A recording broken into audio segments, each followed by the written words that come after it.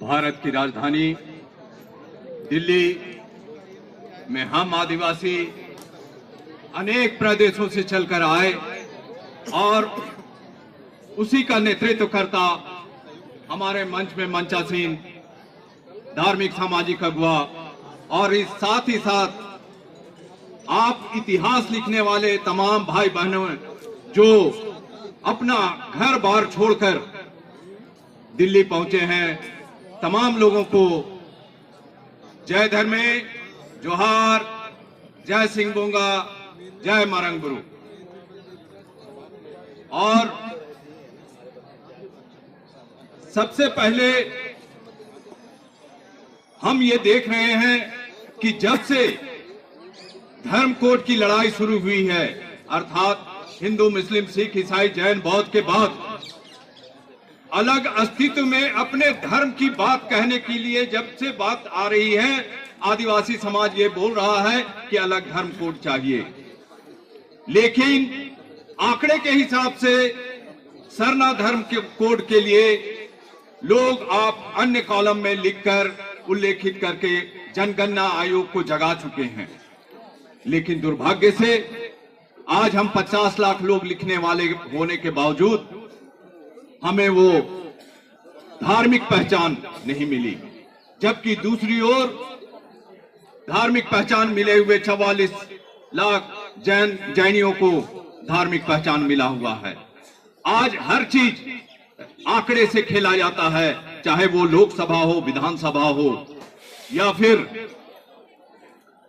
कोई भी प्रतिनिधि चुनने की बात आती है, वो आंकड़े से चलता है। तो फिर क्या कारण है कि हम सरना धर्मावलंबी जब हम 50 लाख लोग लिख चुके हैं तब हमें अपना धार्मिक पहचान नहीं मिल रहा है? बहुत से आदिवासी समाज के लोग कह रहे हैं कि हम आदिवासी हिंदू नहीं हैं। लेकिन है तो क्या है, उन्हें अपना उल्लेख करना होगा, क्योंकि आदिवासी समुदाय है, धर्म नहीं है। वो हम इसलिए भी कहना चाहेंगे कि आज नॉर्थ ईस्ट के आदिवासी बौद्धिस्ट हैं, बहुत से धर्मांतरित ईसाई हैं। आप कश्मीर में चले जाएं तो वहां के आदिवासी मुस्लिम हैं, और साथ ही साथ आप जो अपने संस्कार को छोड़ चुके, अर्थात 3 संस्कार आपको अलग करता है औरों से, और वो है जन्म संस्कार, विवाह संस्कार और मृत्यु संस्कार। इन संस्कारों को जो त्याग चुका है, उन पद्धतियों को जो त्याग चुका है, उन परंपराओं को जो छोड़ चुका है, वो ऐसे लोग आज हिंदुत्व को भी स्वीकार कर चुके हैं। और हम अपने पुरखों को मानने वाले, हम अपने परंपराओं को, रूढ़ी परंपराओं को मानने वाले मूल आदिवासी हैं, जो कि सरना धर्म को मानते हैं, प्रकृति को आधार मानते हैं। इसलिए हम लोग का मांग है कि हम आदिवासी हिंदू तो नहीं है, साथ ही साथ हम किसी समुदाय से नहीं हैं, हम परंपरागत रूढ़ी परंपरा को मानने वाले मूल आदिवासी सरना धर्मावलंबी। एक दूसरी बात हम कहना चाहेंगे कि आप देखे होंगे अभी कोरोना काल बीता, कोरोना काल में आपने देखा होगा मंदिर, मस्जिद, गुरुद्वारा, चर्च, सभी चीजें बंद थी, सभी अनुष्ठानें बंद थी। लेकिन हमारा प्राकृति पूजक, हम सरना धर्मावलंबी का पूजा स्थल अर्थात सरना, मसना, सरना जाहिर स्थान, ऐसा जो भी हमारा पूजा स्थल अर्थात पेड़ खुला था, और वो दिखाया, वो बताया कि सभी चीज बंद रहने से भी जीवन चल सकता है। लेकिन आदिवासी का पूजनीय जो पेड़ है वो खुला है, और हम पूजते रहे, और वो पूजते के साथ साथ वो ऑक्सीजन जब छोड़ता है तो वो ये नहीं देखता कि हिंदू को दे रहे हैं, कि मुसलमान को दे रहे हैं, कि सिख को दे रहे हैं, कि जैन को दे रहे हैं। और वो काल था जब पर्यावरण सुधरा था, और वो काल था जब जितने उद्योग धंधे थे, गाड़ी घोड़ा था, सब बंद हो गया था और ऑक्सीजन का मात्रा पेड़ों के माध्यम से सभी को मिल रहा था और उसका परिणाम यह हुआ था कि वातावरण शुद्ध हुआ था।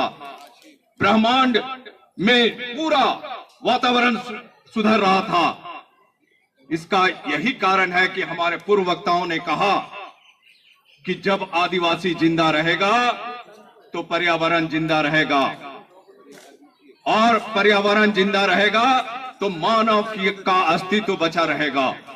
इसीलिए अगर सरकार को पर्यावरण को, देश को, राज्य को और मानव जाति को बचाना है तो आदिवासी को बचाना होगा, उसके धर्म को बचाना होगा, उसे सरना धर्म कोड देना।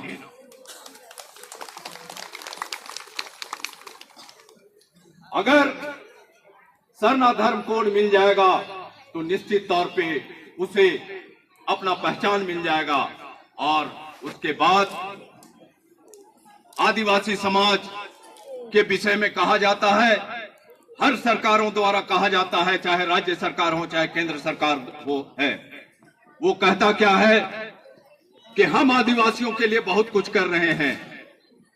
हमारा कहना है, आदिवासियों का कहना है, कर रहे हैं, अच्छी बात है, लेकिन करने से नहीं होगा, दिखना भी चाहिए।